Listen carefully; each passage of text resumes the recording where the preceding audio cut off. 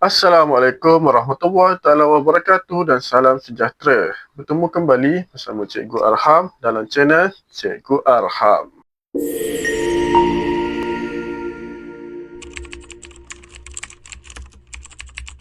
Cikgu harapkan murid-murid berada dalam keadaan sihat dan bersemangat untuk meneruskan pembelajaran kita pada kali ini. Topik pembelajaran kita pada kali ini ialah topik 5, iaitu reka bentuk makanan. Topik ini merupakan sukatan pelajaran bagi reka bentuk teknologi tahun 4. Mari kita belajar. Seperti biasa, mari kita lihat standard kandungan, standard pembelajaran dan juga objektif pembelajaran. Standard kandungan 5.1 reka bentuk makanan.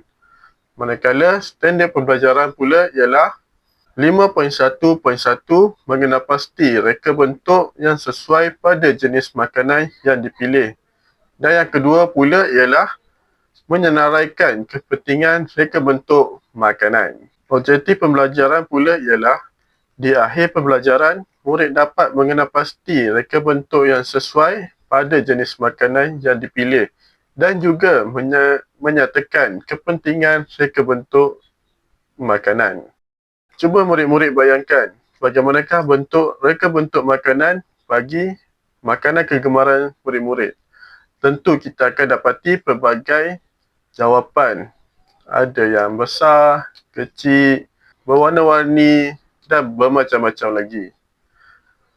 Mari kita lihat apakah yang dimaksudkan dengan reka bentuk makanan.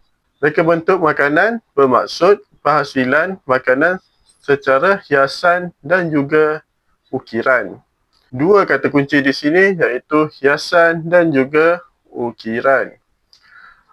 Di atas meja cikgu ini terdapat jenis makanan yang boleh dijadikan reka bentuk makanan. Antaranya ialah buah-buahan, sayur-sayuran, bijirin, produk bakery dan juga konfeksi. Mari kita lihat satu persatu jenis makanan ini beserta contohnya sekali. Jenis reka bentuk makanan yang pertama ialah sayur-sayuran.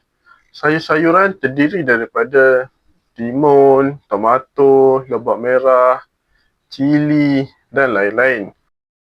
Di sini terdapat 3 contoh reka bentuk makanan berasaskan sayur-sayuran. Cuba murid-murid teka apakah bahan yang digunakan untuk menghasilkan hiasan ini. Ya, betul. Yang pertama, lobak merah. Yang kedua, timun. Dan yang ketiga, kobis dan dicampurkan dengan hiasan lobak merah. Jenis reka bentuk yang kedua pula ialah buah-buahan. Contoh bagi buah-buahan seperti pisang, apel, anggur dan lain-lain. Kita amat beruntung kerana di Malaysia terdapat pelbagai jenis buah-buahan. Cuba murid perhatikan 3 gambar ini, menarik bukan? Yang pertama burung hantu, yang kedua angsa dan yang ketiga landak. Cuba murid-murid teka, apakah buah yang digunakan untuk menghasilkan landak tersebut?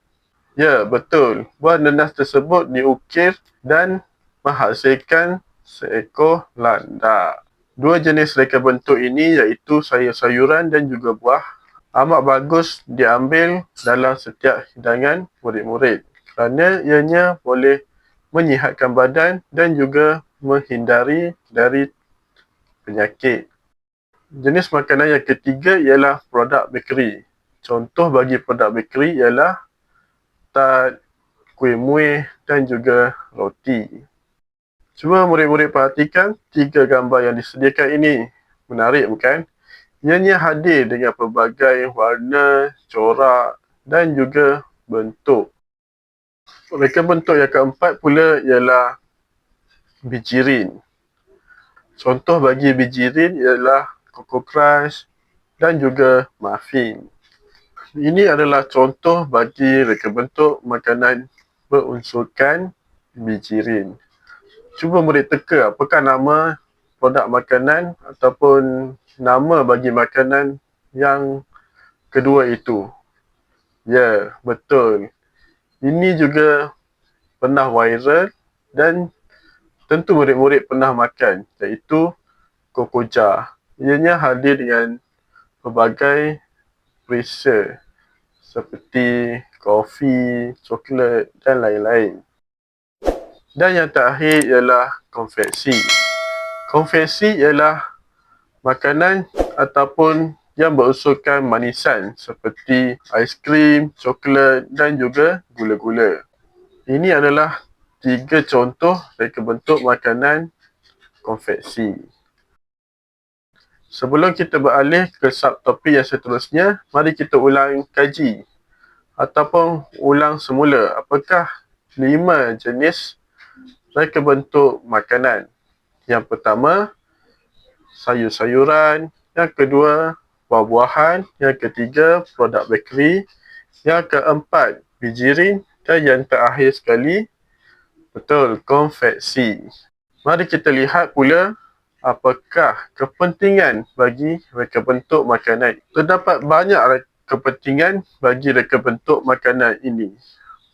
Antaranya ialah mengikut trend semasa, memberi pilihan kepada pengguna, memenuhi kehendak pengguna untuk mencuba sesuatu yang baru. Yang keempat, meningkatkan nilai komersial. Dan yang terakhir, memperkenalkan budaya pelbagai kaum. Mari kita lihat kepentingan reka bentuk makanan yang pertama, iaitu mengikut trend semasa ataupun makanan viral. Makanan ini mendapat permintaan yang tinggi dalam kalangan pengguna. Contoh bagi makanan viral seperti jelly ball. Ianya hadir dengan bentuk yang unik dan juga pelbagai warna. Tentu murid-murid juga pernah makan jelly ball ini. Seterusnya, memberi pilihan kepada pengguna. Contohnya ialah seperti donat. Bagi donat tradisional, kita hanya makan bersama dengan gula halus. Tetapi sekarang kita boleh dapati donat disalut dengan pelbagai perisa seperti strawberry, coklat, holik dan juga kekacang. Ini memberi pilihan kepada pengguna untuk memilih perisa apa yang mereka rasakan menarik. Seterusnya, kepentingan yang ketiga ialah memenuhi kehendak pengguna yang ingin mencuba sesuatu yang baru. Contohnya, air sirap. Biasanya kita pernah minum air sirap dengan biji selasih. Tetapi sirap sekarang kita dapat rasa atau dicampur dengan lemon dan juga lychee. Kita lihat pula kepentingan yang keempat, iaitu meningkatkan nilai komersial. Cuba murid-murid lihat sandwich di sebelah kanan dan kiri cikgu. Yang manakah murid-murid lebih tertarik untuk membelinya? Ya, tentu daripada sandwich yang tentunya sandwich sebelah kanan. Kerana ianya mempunyai reka bentuk yang unik dan ini secara tidak langsung menarik pengguna untuk membelinya. Tinggal yang terakhir ialah memperkenalkan budaya pelbagai kaum di Malaysia. Di Malaysia terdapat pelbagai kaum. Antaranya ialah Melayu, Cina dan juga India. Bagi setiap kaum ini terdapat makanan yang melambangkan identiti sesuatu kaum tersebut. Sebagai contoh, nasi lemak dan juga kuih muih seperti seri muka dan juga kari pap.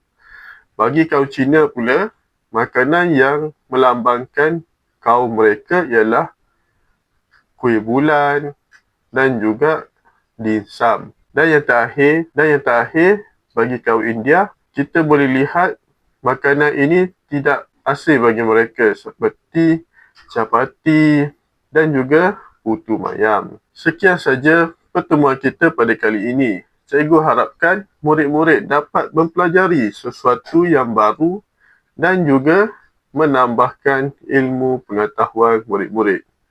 Moga berjumpa lagi di video yang akan datang. Assalamualaikum.